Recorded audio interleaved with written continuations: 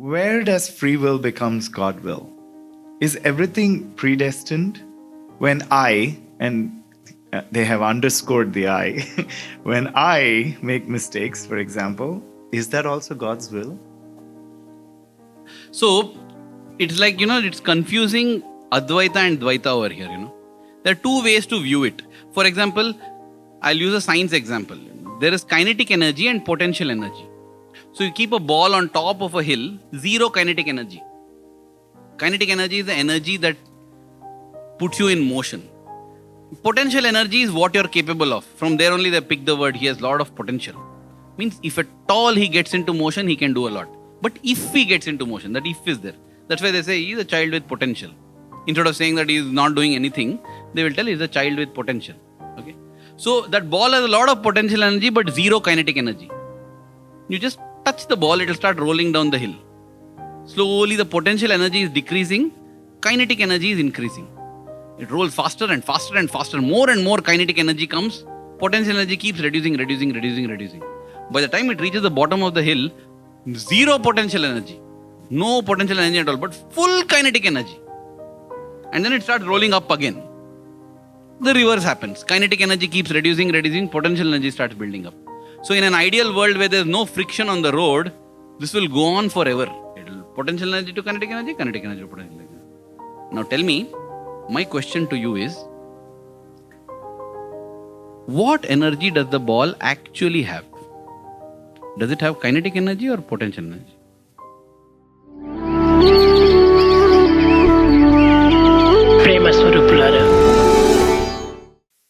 When we look at the karma, when you say free will, so free will means effort.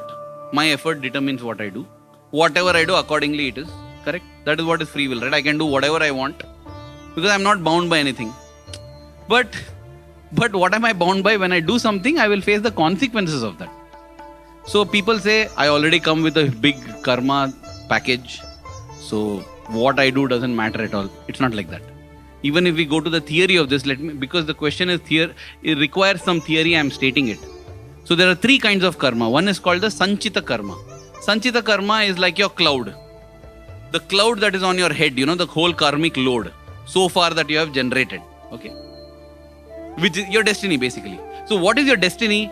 In that Sanchita karma, as an individual soul, you will decide that I need to work out this. You look at the cloud there, whichever cloud you have stored it on, Google or Apple or Divine or whichever cloud.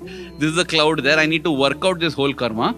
So this birth, I will work out this part of the karma. So you pick 10% of that karma to work out in this life. The 10% that you have picked will decide the kind of parents you get, the kind of circumstances you will be born in, the country you will be born in, all of that is there. Because that you want to work it out. There is some good part also, some bad part also. You can choose which you want to work out. So you have picked some part. That is called prarabdha karma or destiny. You have chosen it. You have chosen that and you come down. You want to work it out. And therefore, a rich family or a poor family, good parent, bad parent, friend, everything. You have decided. Now, how you are working it out?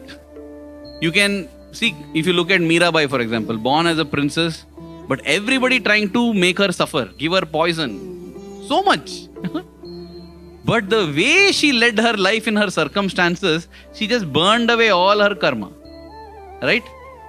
So, if we don't do it correctly, when we are going through life, if we don't go through it correctly, we generate one more karma.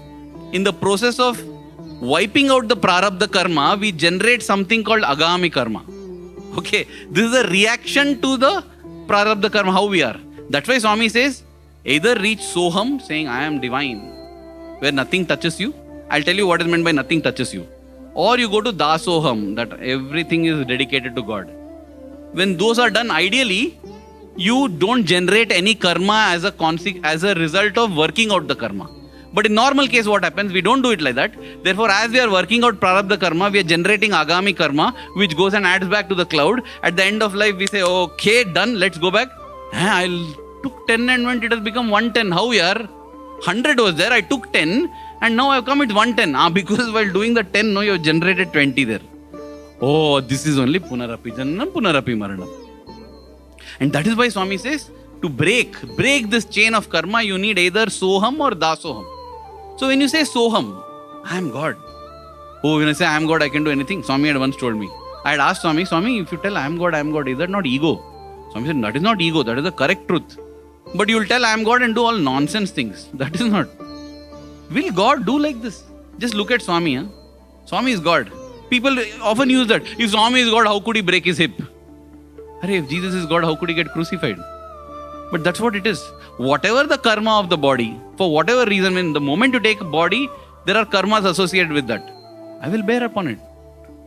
Rama shot Vali from behind. It is justified.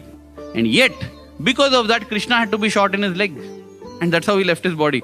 Krishna, who got up and stood and took the Narayana-astra in his chest to protect Arjuna, he died because one hunter shot one arrow to his foot. What a film. But yeah, that is the karma. I will take it. I will bear that out.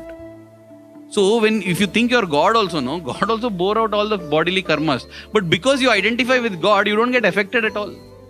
Anil Kumar sir once told Swami, there must be a lot of pain, right? His hip was broken. Swami said, yes, lot of pain. Swami, how much you suffer, Swami? Swami said, hey, no suffering. Pain is there, but no suffering. Because pain is destiny. Suffering is my effort, is my choice. I choose not to suffer, I'm not suffering. There is pain, but there is no suffering. What you meet in life is destiny. How you meet it is self-effort. Finally, when you say that Sanchita Karma, that destiny, that cloud, where did that cloud come from? It's a summation of all your actions across, right? So you only generated it. Therefore, there is no destiny. It's all effort only. Oh, but if it's all effort, then why I'm already having prarabdha restrictions? Because everything is destiny only. You understand, like that potential energy, kinetic energy. It depends from which point you are seeing. From one point, it looks like everything is destined. From one point, it looks like everything is free will. But what it is actually, it's both. Till you transcend duality, till you go beyond duality and say it is just energy. Otherwise, you can't say whether a ball on top of a hill which is rolling down, whether the thing that it originally had, it's like whether chicken came first or hen came. The egg came first. The chicken came or egg came?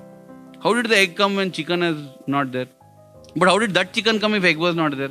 It'll go on, no end only. Like that only destiny and self-effort is like that. The destiny or self-effort depends on which point in time you're freezing and looking. But it just shows that whichever point in time you freeze, effort is not in vain.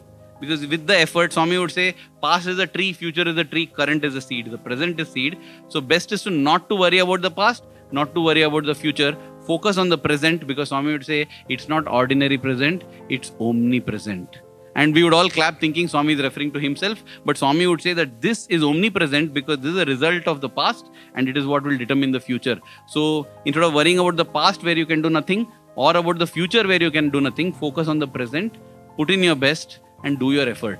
So yeah, I think the question was about how much is free will, how much, I don't know.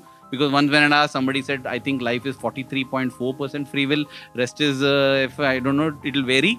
But I just feel it's difficult. Yeah, it depends on which point in the hill when it's rolling down you're seeing. At one point, it will be 20% potential energy, 80% kinetic.